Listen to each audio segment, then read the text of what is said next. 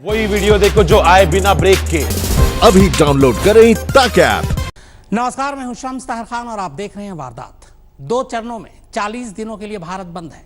भारत बंद की फिलहाल आखिरी तारीख 3 मई है, पर 3 मई के बाद क्या होगा? क्या 3 मई के बाद लॉकडाउन खत्म हो जाएगा और भारत खुल जाएगा? तो इस सवाल का जवाब आप जानें उससे पहले एक अहम जानकारी। देश और दुनिया के तमाम एक्सपर्ट्स ये कह रहे हैं कि भारत में कोरोना की असली तस्वीर अप्रैल के आखिर और मई के पहले 2-3 हफ्ते में सामने आएगी। शायद इस दौरान कोरोना अपने पीक पर होगा। तो जब कोरोना अपने पीक पर होगा तो लॉकडाउन का क्या होगा?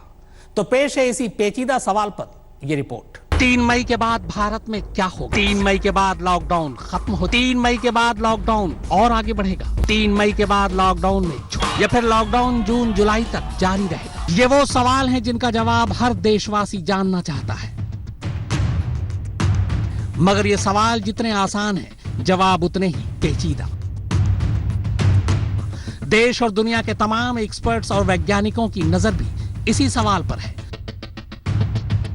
पर जवाब अलग अलग तरीके से सामने आ रहे हैं। अमेरिका की बोस्टन कंसल्टिंग ग्रुप यानी BCG ने जॉन हॉपकिंस यूनिवर्सिटी से मिले डेटा के आधार पर दुनिया के 20 देशों का ये कोरोना चार्ट तैयार किया है। इसके मुताबिक चीन को छोड़कर किसी भी देश में जुलाई से पहले लॉकडाउन हटने वाला नहीं है, और अगर हटता है तो हालात बिगड़ सकते हैं। रही बात चीन की, तो जिस हुबई प्रांत में कोरोना का सबसे ज्यादा असर हुआ और जिस प्रांत में कोरोना का एपी सेंटर वुहान है, वो इसी सूबे में पड़ता है। यहाँ 8 अप्रैल को लॉकडाउन खुलने का अनुमान लगाया गया था और हुआ भी वही। चीन ने हुबई में वुहान को छोड़कर 8 अप्रैल को लॉकडाउन हटा दिया, क्योंकि यहाँ उसके बाद कोरोना के मामले ही आने बंद हो गए थे। मगर दुनिया भर के दबाव और चीन में मौत के आंकड़ों पर उठ रहे सवाल के बाद यहाँ अचानक करीब 1300 मौत के नए आंकड़े दर्ज किए गए। BCG ऐसा अनुमान लगा रही है कि भारत में ये लॉकडाउन जून के आखिरी हफ्ते से लेकर सितंबर के दूसरे हफ्ते तक चल सकता है। इसके बाद भी हालात की संवेदनशीलता को ही देखकर भारत सरकार को ये लॉकडाउन हटाना या उसमें रियायत देने का फैसला लेना होगा। मगर इससे पहले लॉकडाउन हटाना भारत के लिए मुश्किल भरा फैसला हो सकता है, क्योंकि अगर ऐसा हुआ तो भारत में कोरोना पॉजिटिव केसेस की बाढ़ और देश के मौजूदा मेडिकल सिस्टम के हिसाब से इसे संभाल पाना मुश्किल होगा। BCG ने यह अनुमान भारत में कोरोना के संक्रमण के फैलने के बाद अब तक के डेटा के आधार पर लगाया है। इन्हीं आंकड़ों के आधार पर यह रिपोर्ट भी बता रही है कि देश में कोरोना पीक पर कब पहुंचेगा, कब यहाँ आंशिक तौर पर लॉकडाउन हटाया जा सकता है और कब भारत पूरी तरह से लॉकडाउन हटाने की हालत में। बोस्टन कंसल्टिंग ग्रुप यानी BCG के इस चार्ट को देखिए। इसमें किस देश में कब लॉकडाउन किया गया, कब वहां कोरोना के मामले पीक पर पहुंचे, कब वहां आंशिक तौर पर लॉकडाउन को हटाना शुरू किया गया और कब वहां लॉकडाउन को पूरी तरह से हटाना सुरक्षित माना गया। इसमें इन सब का अनुमान लगाया गया है। इस चार्ट के मुताबिक जिस देश में मौजूदा वक्त में कोरोना के मामले पीक पर हैं, उनमें अभी सिर्फ इटली है, जहां ये मामले 2 लाख के आंकड़ों को छूने वाले हैं। हालांकि उसकी आबादी के लिहाज से ये काफी ज्यादा मामले हैं। वही अमेरिका, स्पेन, फ्रांस, जर्मनी और इंग्लैंड, जहां कोरोना सबसे ज्यादा तबाही मचा रहा है, वहां भी अभी कोरोना अपनी पीक पर नहीं पहुंचा है। यहाँ अप्रैल के आखिरी हफ्ते और मई के तीसरे हफ्ते तक ये मामले अपनी पीक पर पहुंच सकते हैं। BCG के मुताबिक भारत ने कोरोना से निपटने के लिए जिस तरह वक्त रहते लॉकडाउन की घोषणा की, उससे उसने इस बीमारी से निपटने के लिए कुछ वक्त जरूर खरीद लिया है। मगर बावजूद इसके भारत में कोरोना के मामले पीक पर जरूर पहुंचेंगे और इस रिपोर्ट के मुताबिक जून के तीसरे हफ्ते तक भारत में कोरोना के मामले अपनी पीक पर होंगे और जून के आखिरी हफ्ते तक ही भारत लॉकडाउन हटाने की स्थिति में होगा, मगर वो भी सिर्फ आंशिक तौर पर। जबकि हिंदुस्तान में पूरी तरह से लॉकडाउन हटाना सितंबर के दूसरे हफ्ते के बाद ही मुमकिन हो पाएगा। हालांकि भारत को कोरोना से पूरी तरह से आजादी पाने में यह पूरा साल भी गुजर सकता है। हम अगर उससे पहले वैक्सीन आ गई तो ये एक बहुत बड़ी कामयाबी हो। BCG के इस रिपोर्ट के दाईं तरफ आप देखेंगे तो पाएंगे कि कुछ लाल, पीले और हरे रंग के निशान हैं। इनमें पहली लाइन में प्रति 1 लाख मरीजों पर किस देश में कितने बेड हैं, ये दिखाया गया है। भारत के आगे इस लाल निशान को देखेंगे तो पता चलेगा कि इस मामले में भारत की हालत बेहद खराब है। वहीं रेस्पिरेटरी डिजीज के मामले में भारत अच्छे तरीके से हालात को संभाल रहा है, मगर देश में इस एपिडेमिक को संभालने की सलाहियत बाकी मुल्कों के मुकाबले ज्यादा अच्छी नहीं है। आपको बता दें कि दुनिया में आंकड़ों के मामलों में बोस्टन कंसल्टिंग ग्रुप की एक अपनी साख और विश्वसनीयता है, इसीलिए उसकी बातों को तमाम एक्सपर्ट्स और वैज्ञानिक भी गंभीरता से ले रहे हैं। मुनीश देवगन और फारूक माब हैदर के साथ शम्स ताहिर खान, आज तक।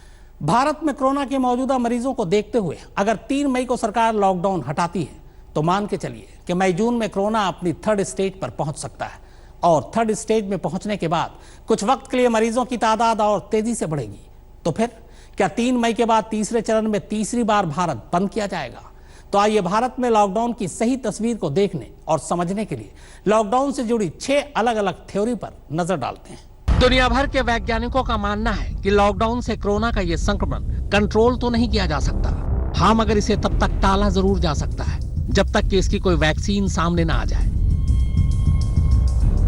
या जब तक हम अपनी मेडिकल सुविधाओं को दुरुस्त न कर लें। वेल्लूर के क्रिश्चियन मेडिकल कॉलेज से retired clinical virologist professor T Jacob John के मुताबिक अगर एक बार भारत में लॉकडाउन खुला तो ये मामले बहुत तेजी से ऊपर जाएंगे और बिना तैयारी के इसे संभालना मुश्किल होगा। इंडियन चेस सोसाइटी के मुताबिक भारत कोरोना के मामले में अमेरिका से 1 से 2 हफ्ते पीछे चल रहा है और यहाँ कोरोना अपनी पीक पर अप्रैल के आखिरी या मई के शुरुआती हफ्ते में पहुंचेगा। हाँ, मगर अगर लॉकडाउन जारी रहा तो इस खतरे को टाला जा सकता है। हालांकि भारत 3 मई को इस लॉकडाउन को हटाने की स्थिति में तभी हो सकता था जब उसने वक्त रहते वेंटिलेटर, पीपीई किट और क्वारंटीन सेंटर बना लिए होते, मगर आज के हालात में लॉकडाउन खोलने में जल्दी करना घातक हो सकता है। इंग्लैंड के नेशनल हेल्थ सर्विसेज में एक्सीडेंट और emergency consultant doctor Neeraj Patil के मुताबिक इंग्लैंड में भले 1.25 लाख से ज्यादा कोरोना के केस हो, मगर अभी भी कोरोना वहां पीक पर नहीं पहुंचा है और आर्टिफिशियल इंटेलिजेंस के आंकड़े के मुताबिक यहाँ मई के महीने में कोरोना अपनी पीक पर होगा, जबकि भारत उससे पीछे चल रहा है। लिहाजा यहाँ जून जुलाई के महीने में ही कोरोना अपनी पीक पर पहुंचेगा और इस दौरान भारत को एक एक कदम थूक थूक कर रखना होगा। भारत की सरकार का खुद यह अनुमान है कि देश में कोरोना के मामले मई के पहले हफ्ते में पीक पर पहुंच सकते हैं, जबकि उसके बाद इसके नंबर में कमी आनी शुरू हो जाएगी। हालांकि गृह मंत्रालय के सूत्रों का कहना है कि लॉकडाउन की वजह से भारत में कोरोना के मरीजों की तादाद बाकी मुल्कों के मुकाबले काफी कम है।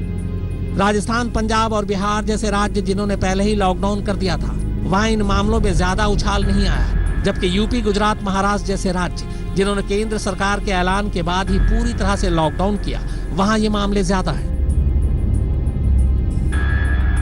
सूत्रों के मुताबिक भारत में अगला हफ्ता बेहद अहम है, क्योंकि धीरे धीरे भारत में टेस्टिंग की रफ्तार बढ़ती जा रही है और मुमकिन है कि अगले हफ्ते तक कोरोना पॉजिटिव मामलों की तादाद में काफी उछाल देखने।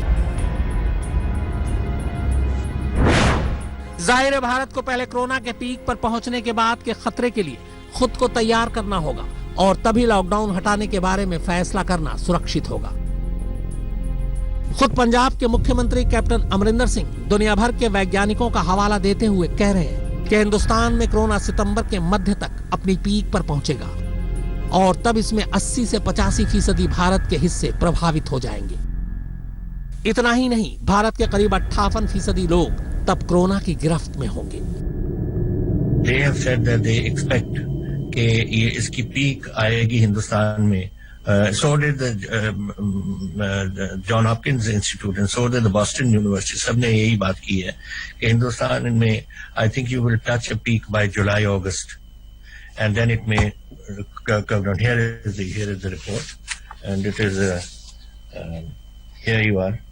It says that in the SF1 scenario, COVID-19 epidemic in India is estimated to reach its peak in mid-September, not July, mid-September, at a point when 58% of the population has been infected. गर्मी और corona के connection को लेकर भी तमाम तरह की बातें सामने आ रही हैं। मसलन गर्मी आने पर कोरोना का असर कम हो सकता है, मगर जानकारों का मानना है कि आंख बंद कर लेने से यह खतरा टलने वाला नहीं है, क्योंकि ऐसा होगा इसकी उम्मीद कम है। दुनिया में कुछ ऐसे देशों में भी कोरोना ने तबाही मचाई जहां जनवरी से लेकर अप्रैल तक के महीने में गर्मी पड़ती है। वेल्लूर के क्रिश्चियन मेडिकल कॉलेज से retired clinical virologist professor T Jacob John के मुताबिक अव्वल तो ऐसी उम्मीद है ही नहीं, लेकिन अगर ऐसा हुआ भी तो सर्दियां आते आते कोरोना फिर से बैकफायर करेगा। दुनिया के कई और भी ऐसे वैज्ञानिक हैं जो भारत की स्थिति को देखते हुए यह अनुमान लगा रहे हैं कि भारत को कोरोना के प्रकोप से निकालते निकालते 2020 का साल गुजर जाएगा।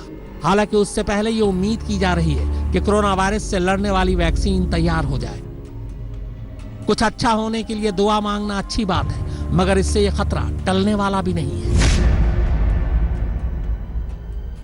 तो सवाल यह है कि आखिर हम कैसे इस महामारी से लड़ें? कैसे हमारी मेडिकल सुविधाओं को कोरोना से लड़ने के लिए तैयार किया जाए? क्या हमारे पास कोरोना के बढ़ते मामलों के हिसाब से वेंटिलेटर मौजूद है? जानकारों का कहना है कि वेंटिलेटर से ज्यादा हमारे देश को पीपीई किट की जरूरत है, क्योंकि इसकी कमी की वजह से डॉक्टर और मेडिकल स्टाफ कोरोना की चपेट में आ रहे हैं। और अगर ऐसा ही चलता रहा तो मेडिकल स्टाफ की कमी का खामियाजा भी भारत को बहुत जल्द भुगतना पड़ सकता है, क्योंकि जब डॉक्टर और मेडिकल स्टाफ ही नहीं बचेंगे तो इलाज कौन करेगा? इस गलती का नतीजा इटली, स्पेन, फ्रांस और जर्मनी के अलावा अमेरिका जैसे देश भुगत चुके हैं और हमें उनसे सीखने की जरूरत है। फारूक माबहैदर के साथ सुप्रतीम बैनर्जी, आज तक।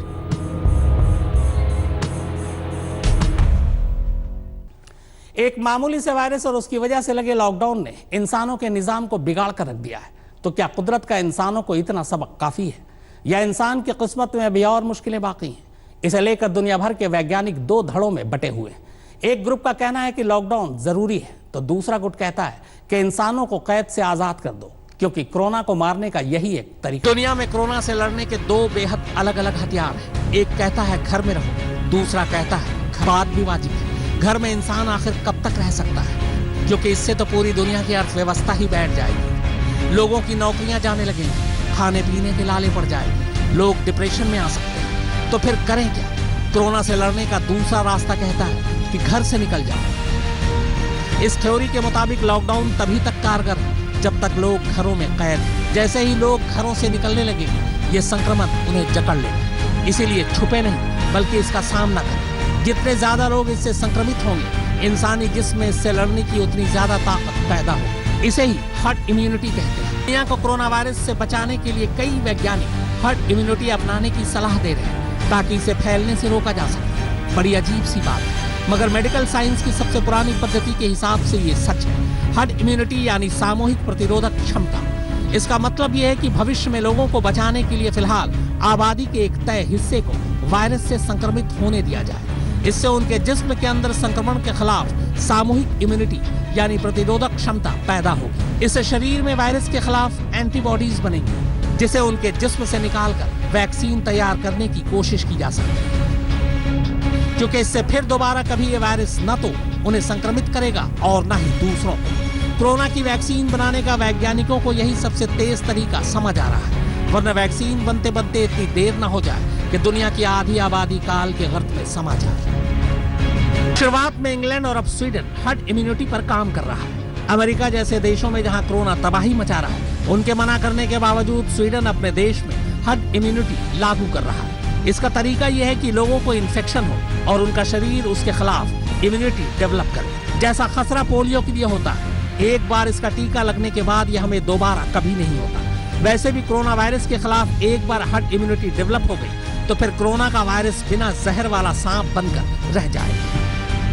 दुनिया इस बात को भी बारीकी से परख रही है कि बिना वैक्सीन के भी कोरोना के कुछ केसेस को छोड़कर किसी ठीक हुए मरीज में इस वायरस ने दोबारा अटैक नहीं किया। वैज्ञानिकों का मानना है कि जब सब लोग घरों में कैद ही हैं, तो कोरोना से ठीक हुए मरीजों पर रिसर्च होना चाहिए। स्वीडन का मानना है कि वो इसी आधार पर कोरोना से लड़ेगा। जिन मरीजों को जरूरत होगी उन्हें भर्ती करके इलाज किया जाएगा, लेकिन पूरा देश या शहर के शहर बंद नहीं होंगे। हालांकि फिलहाल ज्यादातर देशों में वुहान का लॉकडाउन मॉडल ही अपनाया जा रहा है, मगर ये देखना दिलचस्प होगा कि स्वीडन में हर्ड इम्यूनिटी मॉडल क्या नतीजा निकालता है।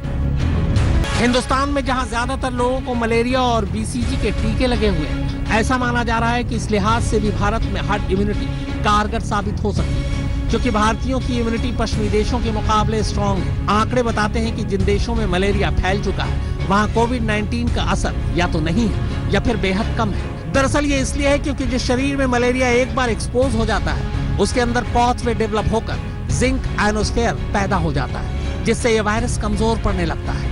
मगर यह वायरस भारतीयों पर असर ही नहीं करेगा, यह अभी साबित नहीं हो सका। जानकारों का मानना है कि चूंकि यह वायरस एक बड़ी आबादी से होते हुए यहाँ तक पहुंचा है, इसलिए मुमकिन है कि उसने अपना स्वरूप बदल लिया और वैसा ना हो जैसा हम सोच रहे हैं। लिहाजा एहतियात जरूरी है। अभी तक की रिपोर्ट के मुताबिक इस वायरस में बाकी देशों के मुकाबले कुछ बदलाव भी देखा गया है। हालांकि फिर भी वैज्ञानिक ये मान रहे हैं कि भारत में जितनी जल्दी लॉकडाउन खुलेगा उतनी जल्दी लोगों के शरीर में इससे लड़ने की इम्यूनिटी बढ़ेगी। वैज्ञानिकों की सलाह है कि भारत नंबर पर न जाए बल्कि वायरस के रवैये पर जाए। भारत में कोरोना से संक्रमित होने वाले 80% वो लोग हैं जिन्हें पहले से बीमारियां थी, जिनकी वजह से उनके इम्यून सिस्टम में कमी आई। ज्यादातर स्वस्थ लोग इसके चंगुल में आने के बावजूद ठीक हो गए। दरअसल भारतीय उपमहाद्वीप में आने वाले देशों के लोगों की इम्यूनिटी कुदरती तौर पर मजबूत है। इसमें हमारे खान पान की आदत का बहुत बड़ा रोल है। ज्यादा तादाद में मिर्च मसाला खाने की वजह से हमारे शरीर का सिस्टम इन वायरस से पार पाने के लिए मजबूत है। मुनीश देवगन के साथ फारूक हैदर, आज। तो वारदात में फिलहाल इतना ही, मगर आज तक पर खबरों का सिलसिला लगातार जारी है। नमस्कार, मैं हूं अंजना ओम कश्यप। हमें उम्मीद है ये वीडियो आपको पसंद आया होगा। लेटेस्ट खबरों के लिए यूं ही देखते रहिए आज तक, और इस वीडियो के पसंद आने पर लाइक, शेयर एंड सब्सक्राइब करना ना भूलें।